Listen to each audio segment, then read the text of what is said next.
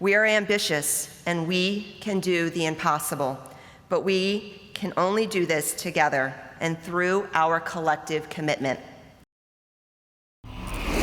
All over America, women continue to be underrepresented in law enforcement. According to the United States Department of Justice, the percentage of women in law enforcement nationwide has remained relatively stagnant for the last few decades. I sat down with several women on the front lines of this crisis.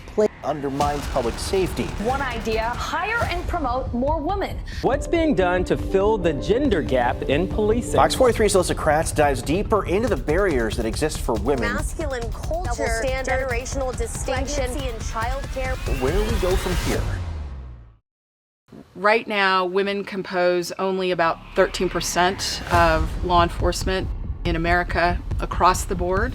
What is more startling, only 3% of women are in leadership positions. That is an area that we really need to improve. As advancing by numbers, we're not. We're still underrepresented, and we definitely have to do a better job. So our numbers are low, but our strength is amazing. We have to keep pushing ahead.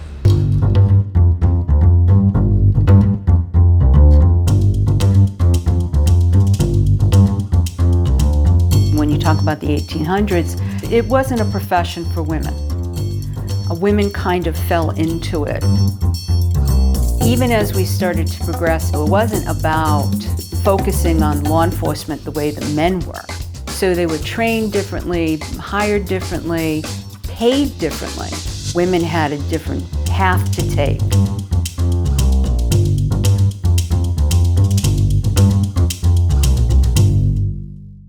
My law enforcement career really wasn't planned. My first career was in journalism, so it wasn't until my late 20s, almost 30, that I met a retired FBI agent on the golf course, and he convinced me that this would be a great career. A friend of mine married a police officer, and one day she told me that she signed me up to take the test at NYPD. I was a secretary down Wall Street sitting behind a desk, and I get a call from my mother. And she says, "What did you do now?" We have a letter from the police department. Thought this would be very exciting and an opportunity to do something quite different. My grandfather was the one who encouraged me. He was an Air Force pilot in the Army Air Corps and later joined the Air Force, and his only wish for all of his grandchildren is that we'd somehow serve our country. For me, it was easy. I already knew that I wanted to be a police officer since I was in 5th grade. I followed in the family footsteps. What happened is I became a mother. It's crazy to me that this would inspire me and teach me that I was strong enough to do anything. And I decided I'm not going to hold back anymore. I'm going to go full force in who I am, and I decided I can become a special agent. I started out as a federal protective officer. When I first was hired, I was told I was hired because I looked like I could take a punch.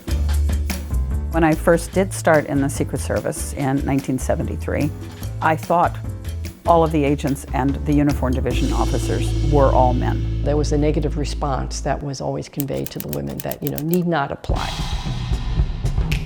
They said basically it was a man's job, that women couldn't do surveillance, the long hours, didn't have the stamina to do this type of work. There were gasps that there's no way a woman could be doing this job. This is a letter from Department of Justice, John Edgar Hoover, Director, and it's to Miss Nancy McRae. Dear Miss McRae, I was glad to learn from your letter received on April 13th that you are interested in a career in the FBI. And enclosed are the publications regarding the opportunities available and requirements for employment with us. Because of the nature of duties our special agents are called upon to perform, we do not employ women in this position. We must have agents who are qualified to cope with the situation they may face. As you will see, however, women do hold many important positions in this bureau. He was encouraging her to go into a support position, not become a special agent. That would get me fired up, ready to go. You want to say it's laughable, but it was not laughable. Here it is in black and white, the things that women faced. In August of '69, Nixon signed an executive order. 11478. After that executive order was signed, it opened the door for equal opportunity in the federal workspace, and it prohibited discrimination based on race, color, national origin, religion, and gender. that created a space for women to not only become gun carriers, but be able to do search warrants as well as arrest. Just open the door for change.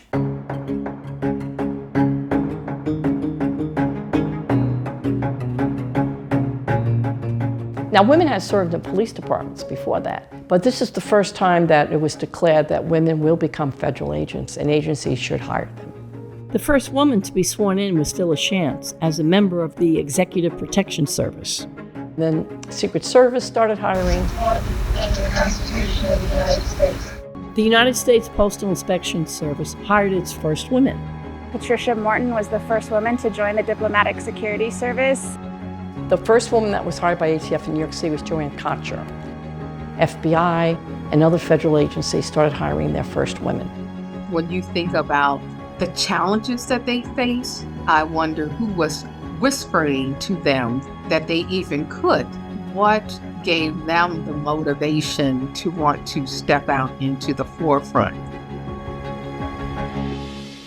In the early days, the Interagency Committee for Women in Law Enforcement was a task force that the Office of Personnel Management started to focus in on the number of women applying for jobs and the retention of women. It was co-sponsored by the Departments of Treasury and Department of Justice. And they were trying to look at ways to recruit women into the profession. In the late 90s, it was decided that the organization would transfer out of the government from an interagency committee to a nonprofit. And individuals such as Margie Moore decided we needed to keep having that, to have a group that was looking at retention and recruitment. And that's how it began, with a group of women sitting around our kitchen table, and we each threw in $500. And we started WIFLE. WIFLE's origin story is women seeing a need and doing everything they could on their own dime, on their own time, to come together and really build an infrastructure that would support this kind of change. You had a team of women that worked nonstop to keep this going.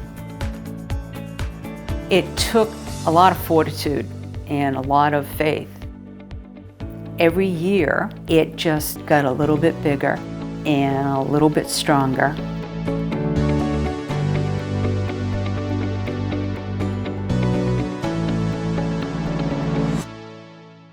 WIFLE is a powerhouse among women in law enforcement.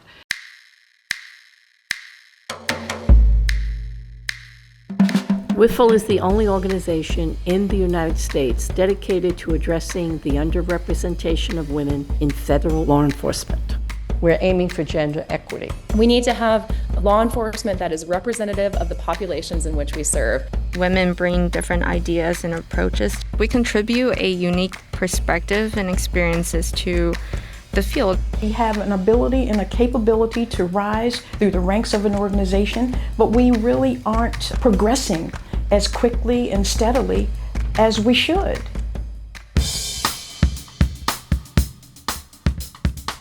Only focusing on women in federal law enforcement. My research is focusing on the fact that obstacles still exist for women. Where are the inherent biases? What are the artificial barriers that are not allowing women to be recruited, to be hired, to be retained, and to be promoted? WIFLE's the only organization that does this type of research. Over 90% of all the research in the country. And numbers tell the story. Now we have empirical data. We have a body of research to support a recommendation that we may find. Changing those policies and those practices, allowing for flexibilities, and holding agencies accountable that we deserve to be there, but also too, more importantly, that we're effective and the positives of the role of women in law enforcement. WIFLE does an amazing job of ensuring that there is great representation in our law enforcement agencies in terms of women. WIFLE has been known within the federal agencies. We have an audience with people that are game changers, people that are decision makers. We align ourselves with federal agencies and agency heads where we can communicate what's not happening and what should happen as it relates to women being able to progress.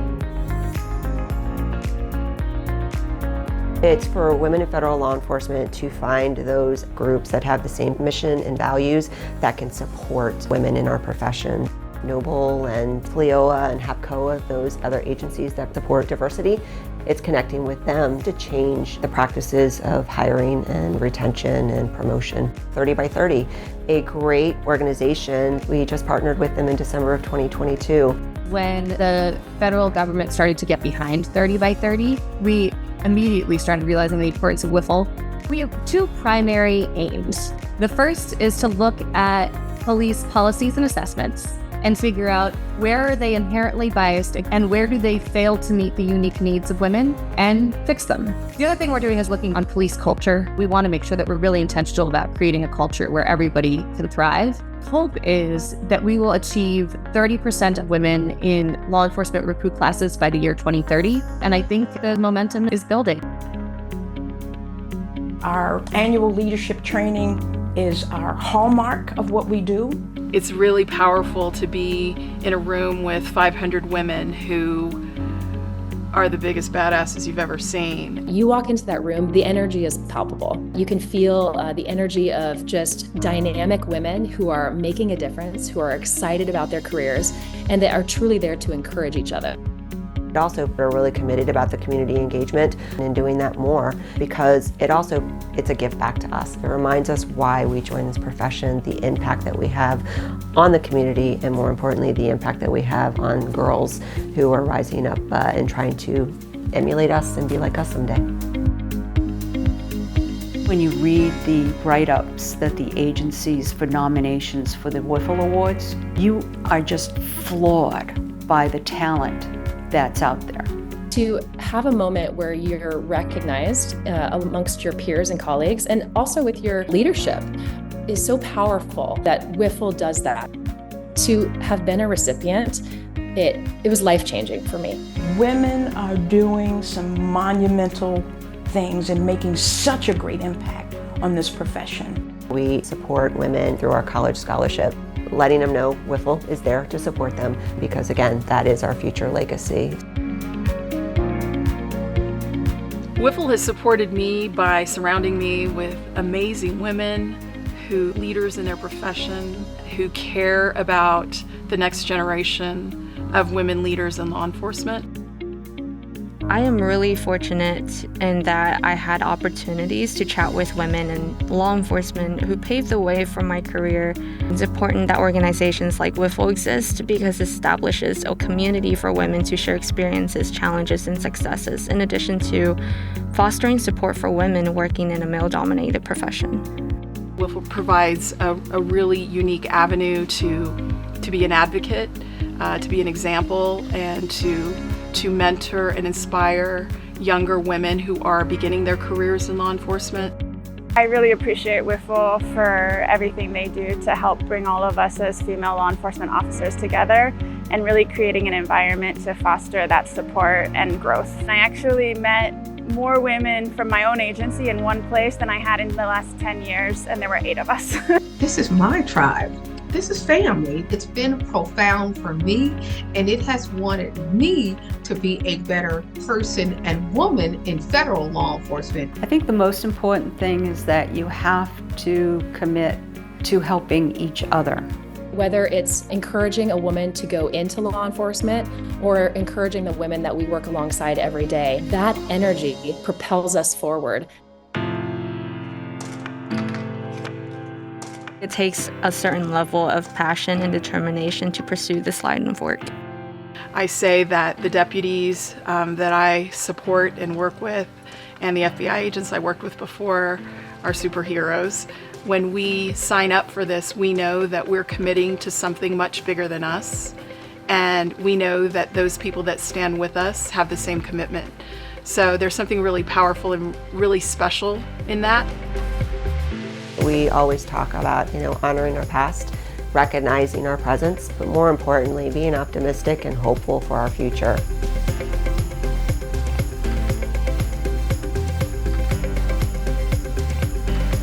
I want everyone, as they enter this profession, just to know that WIFLE is here. We're here to support.